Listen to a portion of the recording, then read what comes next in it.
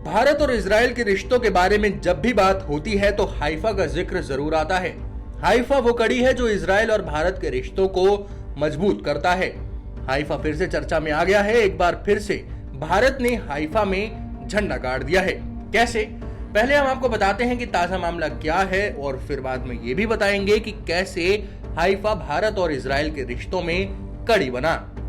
ताजा अपडेट ये है कि इजराइल के हाइफा में बंदरगाह को भारत के अडानी ग्रुप ने खरीद लिया है। अडानी ग्रुप ने इजराइल में गडोट के साथ मिलकर 1.18 अरब डॉलर में हाइफा बंदरगाह को अपने कंट्रोल में ले लिया है।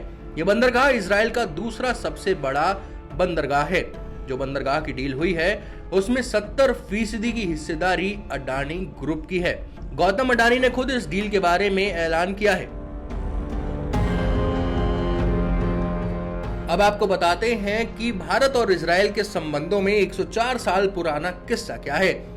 दरअसल प्रथम विश्व युद्ध के दौरान इजराइल वाला हाइफा का इलाका ओटोमान साम्राज्य के अंदर आता था। ब्रिटिश और ओटोमान युद्ध में आमने सामने थे। इस विश्व युद्ध के दौरान ब्रिटिश सेना की ओर से जंग लड़ रहे भारतीय सैनिकों ने हाइफा पर चढ़ाई की थी और इसे आजाद करवाया था। युद्ध में भारतीय सैनिकों ने इतिहास रचा था जिसे आज भी दुनिया सलाम करती है।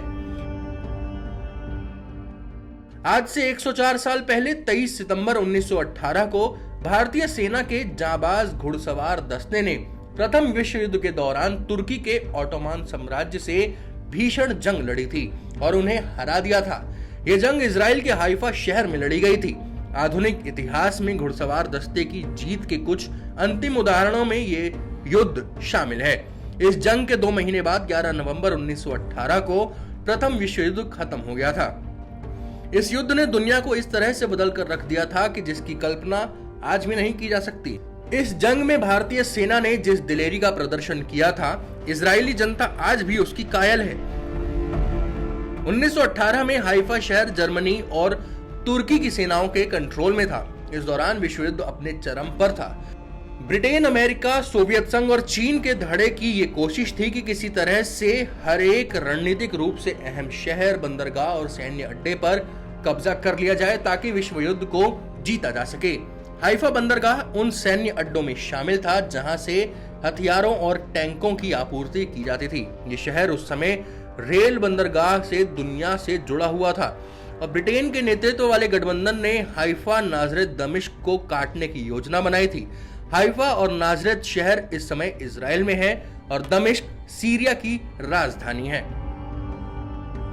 हाइफा को काटने की जिम्मेदारी ब्रिटिश सेना को मिली। इस सेना में भारत के हैदराबाद, मैसूर, पटियाला, अलवर और जोधपुर शासकों के सैनिक शामिल थे।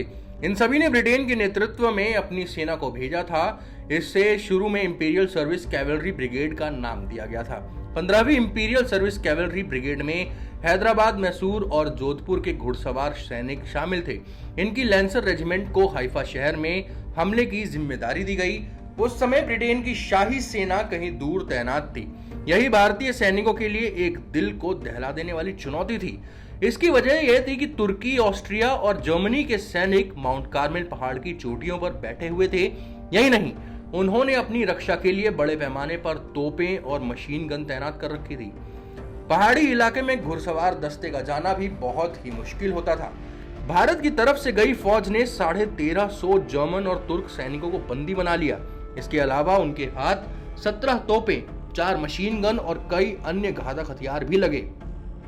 वहीं दूसरी तरफ भारत के सिर्फ 8 सैनिक शहीद हुए जबकि 34 घायल हो गए।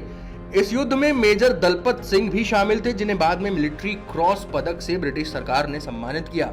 हाइफा के युद्ध को आज भी इतिहास में शान से पढ़ाया जाता है। आपको बता दें कि प्रधानमंत्री नरेंद्र मोदी जब पहली बार इजराइल दौरे पर गए थे तो उस वक्त वो हाइफा भी गए थे। Times now Bharat digital originals की रिपोर्ट।